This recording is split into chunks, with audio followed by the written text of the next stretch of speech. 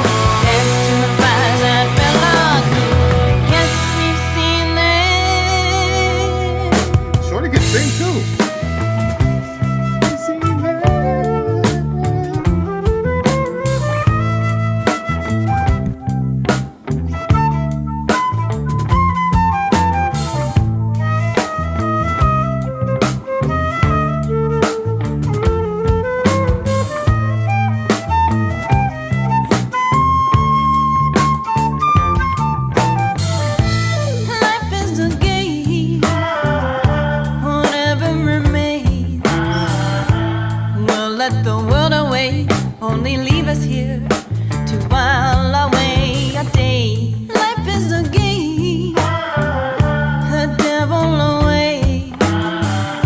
Red wine for the back and now, only leave us here to while away a day. Dance to the fires at Belloc. Yes, we've seen them in their doom. Dance to the fires at Belloc. Yes, we've seen them in their doom. Dance to the fires at Belloc. Yes, we've seen them in their doom. Dance to the fires at Belloc. Yes, we've seen them.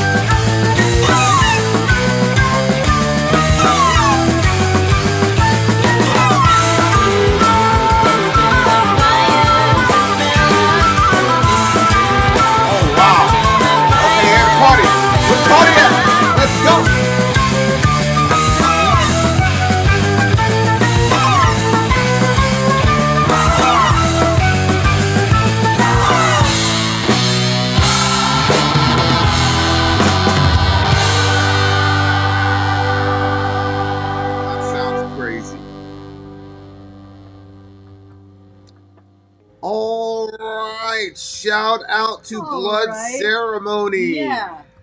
Yeah, okay, so definitely I see the Sadie reference I there. can too. Paganism, The dancing paganism, outside, the fire, dancing fire. alcohol, yeah, the sex, all country that shit. sort of sound to it. Yeah, like I agree.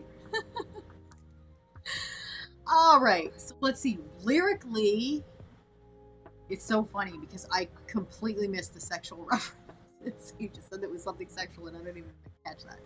Well, she said Bacchanalian. She made reference to Bacchus again. Oh, I see. Okay. Yes, we've seen them in their doom. Dance to the fires at Belloc. Yes, we've seen them in their doom. Who's in their doom? Life is gone, whatever remains. The fires.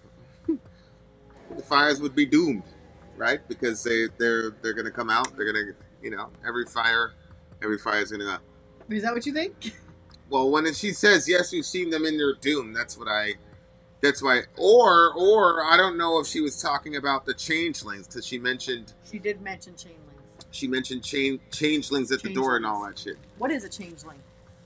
I'm assuming it's one of those things that can like shapeshift or whatever. Okay. Like part of their lore or whatnot. Yeah. So that's. Did you say yes for that? Did I say you could have a cookie? I was gonna ask. Ask before you put your grubby hands on it, bro. I was gonna take it in. Okay. What I'm trying to tell you is don't do that again. Ask and then tell me.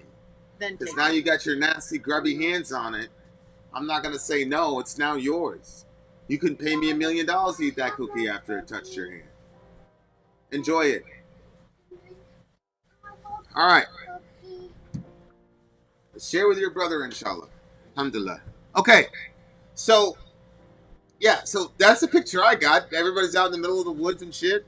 A lot of alcohol. People are jumping around the fire, all that shit. Yeah. I that's what it looks like to me. What? Okay, a Sadie song.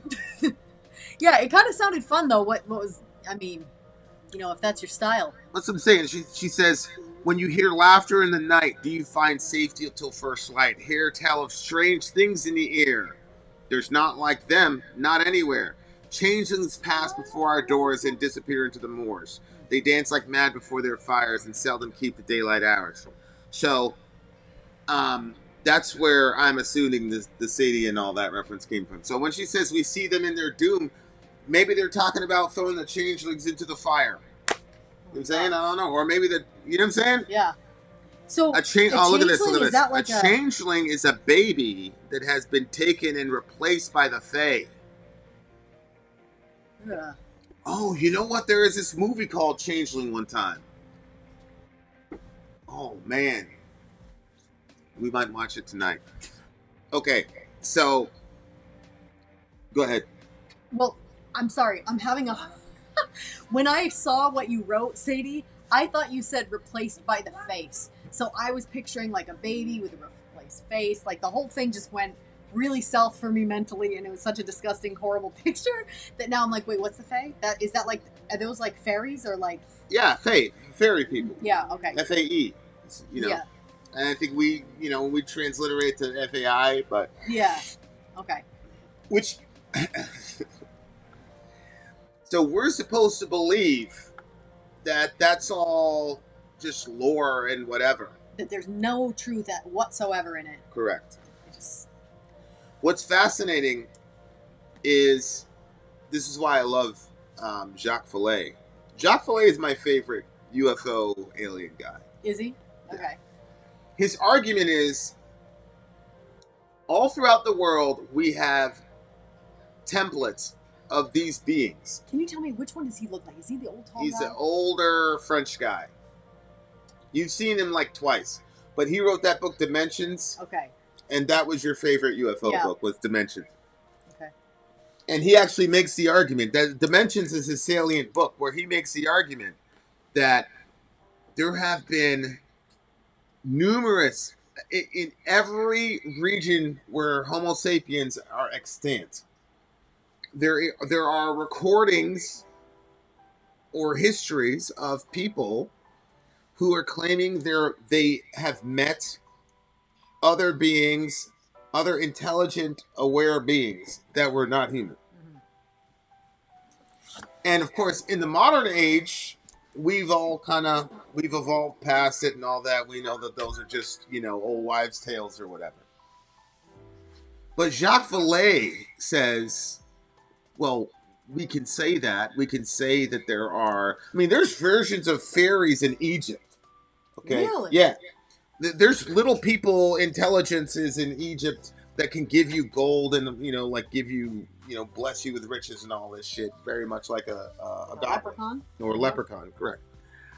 So, like, Jacques Vallée says, well, we can look at this as just dumb people for hundreds of years telling the same stories or similar stories over and over again. We can say that. Or we can say there's got to be something to this There's got to thing. be some kernel of truth in here. And so then he goes on to make the next point. A lot of the times when people talk about these encounters with aliens, these beings are always very small. Right. Right? Well, not all of them. And Some so- of them are super tall, but there are a lot of small ones. Generally, they're right. Like the Varinja thing that happened in Brazil. The thing with was the about girls. 3.5 feet tall. Bob Lazar, he said that a person only 4 feet would be able to fit into the device that he was operating on. Did you mention the one with those girls that they dropped off at the school? The No, aliens came that to one school? was. Wasn't that? Some of these stories are so crazy that I don't tell them because people will be like, "Man, get out of here! It's ridiculous." Those were small too, though, right? Yeah, but Vallée is saying, well, wait a second. When people run into UFOs, they see little green people that are mischievous. Or gray, yeah. Or gray, right? And they're mischievous. Yeah. And, a lot of us, Peter Pan, the fairies are always fun and shit, but a lot of them, people was terrified of the fairies. Yeah. They were terrified of them. Yeah. So, I'm not saying all of them, but for a lot of them were even terrified. the original, like, Tinkerbell story, I'm pretty sure, like, Tinkerbell was evil.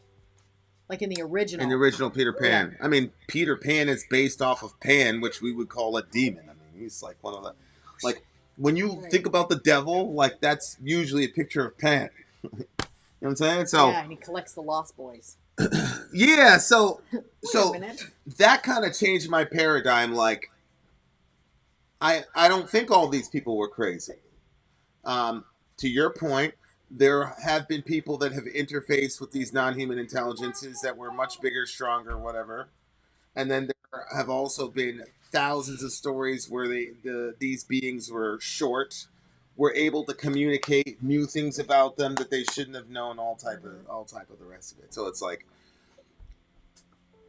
the current mood in the field right now with these guys, the Jacques Vallées of the world and all the rest of it, is that all of these beings are in play. Leprechauns, whatever you want to call them, our ancestors did not. I'm not even going to say they didn't have the sophistication. Because quite frankly, our postmodern secularism, which has like drained all the magic from the world, because people are afraid of living in a universe where they can't explain something, so they retreat to materialism and they say unless something is material, it's not real, because they don't want to. Can you imagine like having to believe that there are disembodied non-human intelligences that can actually affect your behavior negatively against your will? You're not going to want to believe that. You see what I'm saying? Lots of people would not wanna. Like, instead of just saying, yeah, let's just mock our parents and mock our ancestors and, like, we're the most intelligent human beings that have ever graced the earth, how about we just say, maybe a lot of this is just a dictionary problem. What we would call a UAP, Ezekiel calls the mobile throne of God. What we would call a bad little green alien, what we would call an alien, ancient people in Europe call them leprechauns. Like, if it's like, how is that not a possibility? You see what I'm saying? Like, so, the song to me is pretty crazy. With that paradigm, like all them pagans in the woods dancing, doing whatever, invoking whoever. Yep. It's like we were taught growing up. Like they were just talking to nobody. They were talking to trees, or they were talking like directly to Satan. Yeah, like, that's what we were shit taught. is a lot Like, more complicated than that. It's a lot more complicated than that. But yeah, it's an interesting song for sure. The indigenous have communicated with aliens for eons. I can believe that. Now, Dwayne is the big jokester. You never know. Yeah. So you never know. But I can believe that. I mean, I've heard stories from returning missionaries where it was just a normal fact of life for them people. They weren't impressed with it. They weren't. Yeah. They would see these That's things so and interesting. interface with these things, and it wasn't a big deal to them. They were like, hey, okay, and like, they don't talk to y'all? Like, anyway, what do you get the song? Solid 8. This one to me is a 9.1. A 9.1, dear listener. 9.1. You. For me. And obviously, shout out to Sadie. Shout out to Ben. Sadak. Bringing the song to us. We're going to catch you on the other side of this break. We'll be right back. We have song number 3 coming up. Hey, type. Hey, let's do this in the audience. Type 55 if you believe that you've ever had an encounter with a non-human intelligence. Type 55. I'd be very curious to see. All right, guys. Commercial break. We'll be right back.